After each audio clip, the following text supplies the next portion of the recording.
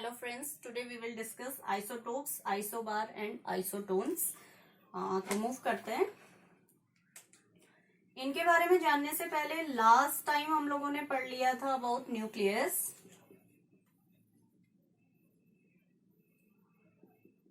which is made up of protons and neutrons. And proton and neutron combinedly contribute to the mass of the atom.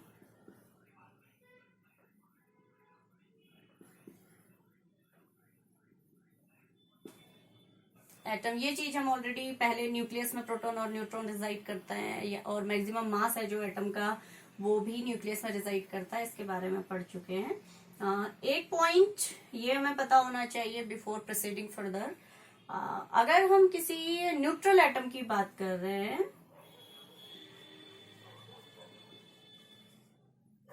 In case of neutral जो number of electrons हैं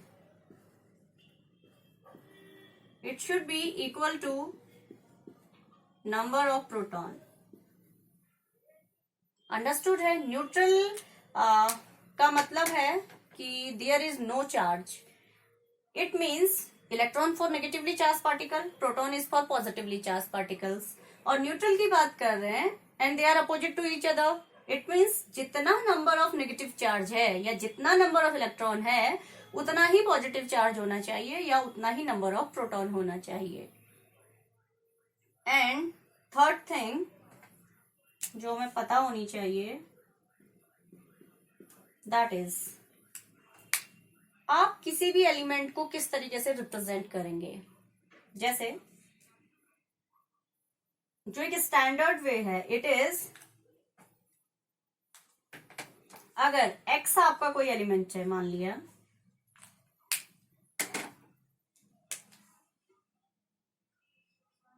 Z and ए, तो ये क्या है इसे समझ लेते हैं।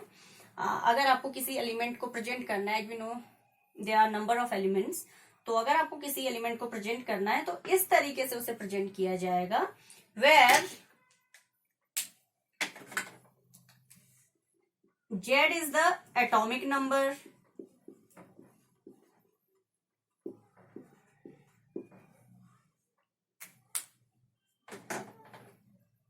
and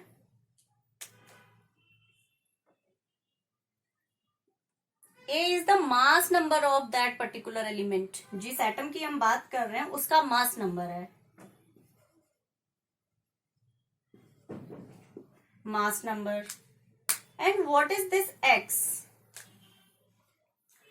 जैसे एक्स है सिंबल जो उस पर्टिकुलर एलिमेंट को दिया गया है। What I am talking about, like अगर कैल्शियम को रिप्रेजेंट करना हो तो हम Ca बोलते हैं, अगर आपको सोडियम को कहीं पे लिखना हो आप Na बोलते हैं। ऑन द सेम वे हमने मान लिया कोई एलिमेंट X है तो ये वो आपका ये एलिमेंट का सिंबल है, ठीक है। आई होप ये क्लियर है कि किस तरीके से किसी भी पर्टिकुलर एलिमेंट को हमने रिप्रेजेंट करना है। अब हम आगे बढ़ेंगे कि आइसोटोप्स क्या होते हैं, आइसोबार्स क्या होते हैं और आइसोटोन्स क्या होते हैं। और हमें पता है P+N contribute to mass of atom, या कह सकते हैं मास नंबर को आप रिप्रेजेंट कर रहे हैं A से। यहां से एक आपका ये फॉर्मूला आ गया, ये आगे हेल्प करने वाला है, इसीलिए आपको सारा कुछ बता दे रहे हैं। P+N equal to A। एक चीज और यहाँ पे पता होनी चाहिए, न्यूट्रल एटम के लिए number of electron should be equal to number of proton. और अगर न्यूट्रल एटम है तो जो आपका एटॉमिक नंबर है z, it is equal to number of electron which is equal to number of proton. ये पूरी बात हो रही है न्यूट्रल के केस में। नंबर आप आगे से लगा लीजिए, एक ये हमें पता होना चाहिए, ठीक है। और किस तरीके से रिप्रेजेंट करते हैं ये भी हमें पता है। आप ए को इस साइड भी लिख सकते हैं, ये जेड सबस्क्रिप्ट में लिखा गया है, एक्स एंड सुपर स्क्रिप्ट में ए है। Either you can write it at this side और एट दैट साइड। अब बात आती है आइसोटोप्स क्या होते हैं। आइसोटोप्स समझ लेते हैं। इसमें जो पहला हम पढ़ लें दैट इज आइसोटोप्स। इंटरेस्टिंग है, देखिएगा एग्जाम्पल की हेल्प से समझते हैं। 6C12, 6C13, 6C14। तो देखिए आइसोटोप्स क्या होते हैं। आइसोटोप्स एक ही एलिमेंट के एटम्स हैं which having same atomic number but different mass number.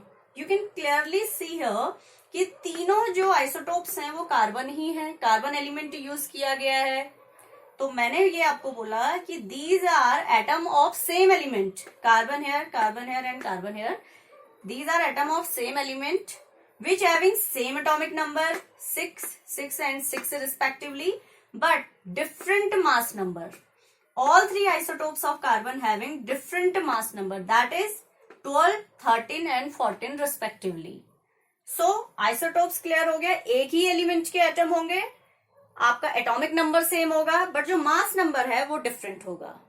Now how we will calculate number of electron, proton and neutron in isotopes. तो इलेक्ट्रॉन, प्रोटॉन और न्यूट्रॉन कैलकुलेट करने के लिए देखिएगा आपको जो ऊपर फॉर्मूला बताया है वही हेल्प करेगा।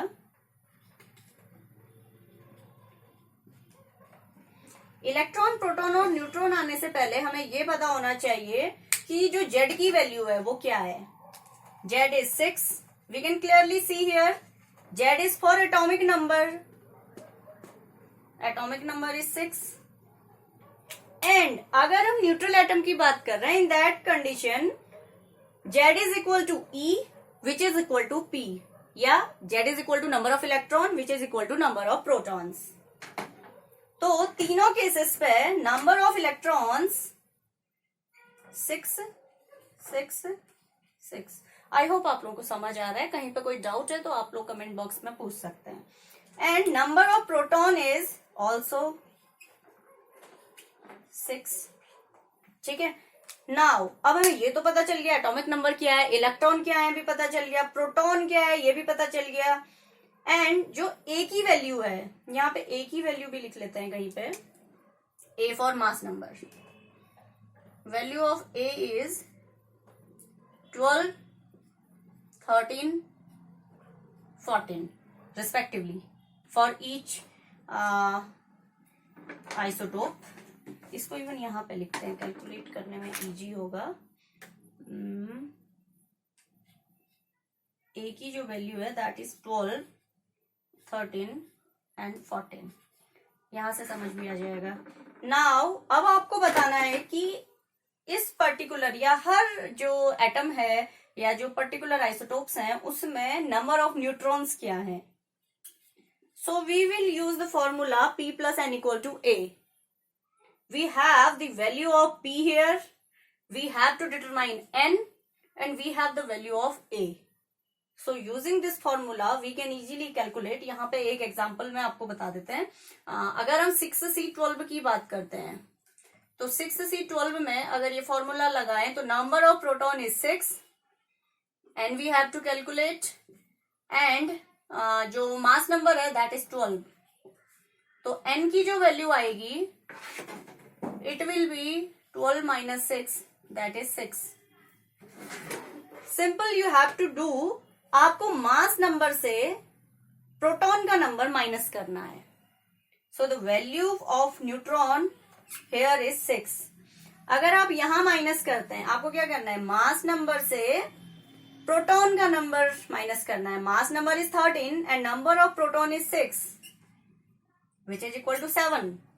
And here अगेन आपने मास नंबर से विच इज 14 प्रोटॉन का नंबर माइनस करना है विच इज 6, 8। तो अगर हम इन आइसोटोप्स को देखें, इसको हटा देते हैं। अगर हम कार्बन के इन आइसोटोप्स को देखें तो नंबर ऑफ इलेक्ट्रॉन और प्रोटॉन सेम है, एटॉमिक नंबर डिफरेंट है, क्योंकि डेफिनेशन भी यही कहती है कि आइसोटोप्स का मतलब ही यही है कि एटॉमिक नंबर सेम होना चाहिए बट मास नंबर डिफरेंट होना चाहिए। और हमने न्यूट्रॉन कैलकुलेट किया by using the formula P plus N equal to A and we have the value 6 for 6C12, the value of neutron for 6C13 is 7 and for 6C14 it is 8।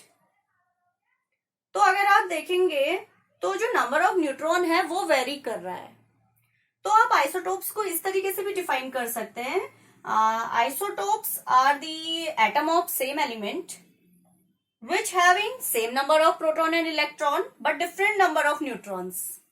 You can clearly see here the number of neutrons are different. तो एक आप लोगों के लिए काम है, 1H1, 1H2, 1H3 ये भी आइसोटोप्स हैं। आप देख सकते हैं हाइड्रोजन की बात हो रही है, एटॉमिक नंबर सेम है, जो हाइड्रोजन का एटॉमिक नंबर है दैट इज 1, लेकिन अगर आप मास नंबर देखेंगे तो तीनों के केस में डिफरेंट है। So what you have to do, you will calculate number of electron, proton and neutron here, और आप लोग मुझे बताएंगे। इसे आप इस तरीके से देख सकते हैं, 1H1 for protium, 1H2 is for deuterium and 1H3 is for tritium. ये भी आइसोटोप्स हैं, ये हाइड्रोजन के आइसोटोप्स हैं और ये कार्बन के आइसोटोप हैं। तो अगर आपको ये एग्जांपल समझ आ गया तो you can easily calculate the electron, proton and neutron in the isotopes of hydrogen also. Now we will move to isobars.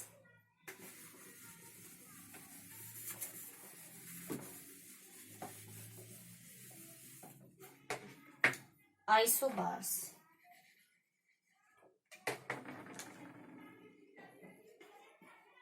Now, what are isobars? Again, we will understand it with the help of example. इसके लिए ले सकते हैं 6C14 and 7N14। देखते हैं, these are isobars। क्या है देखिएगा, these are different elements with different atomic number but same mass number। clear है, different elements, we are talking about carbon and nitrogen here, different atomic number understood है, different elements हैं तो उनका जो atomic number है वो भी different होगा। तो for carbon it is 6, for nitrogen it is 7, different element, different atomic number but mass number is same, mass number is same, it is 14 in both the cases, so these are isobars। now we will again calculate electron, proton and neutron here। electrons 6, electrons 7, proton 6, proton 7,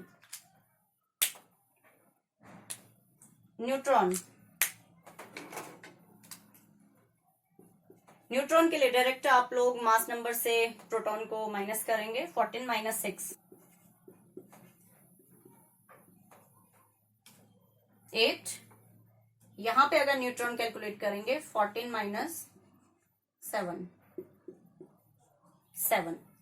तो these are different elements with different atomic number but same mass number। you can even say the number of proton and neutron is also different here।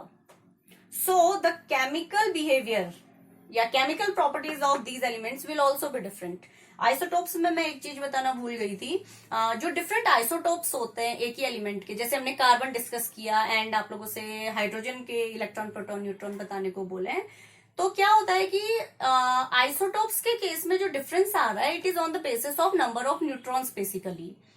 और neutrons कभी भी chemical properties को define करने में इतना बड़ा role play नहीं करते हैं, they don't contribute to the chemical behaviour of elements. That's why isotopes having same properties, जैसे हमने 6C12 पढ़ा, 6C13 पढ़ा, 6C14 पढ़ा, तो उनका जो केमिकल बिहेवियर होगा या जो केमिकल प्रॉपर्टीज होगी it will be same.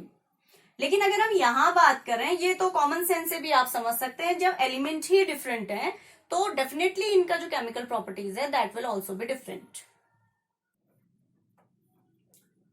So after discussing isotopes and isobar, now we will discuss isotones. Now, what are isotones? We will understand it with the help of an example.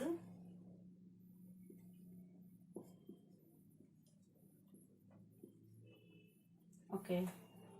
तो यहाँ पे भी हम लोग electron निकालेंगे, proton निकालेंगे, neutron निकालेंगे। Now, what is the number of electron? 16. For this 17. Proton again 17. And what is the number of neutron? That is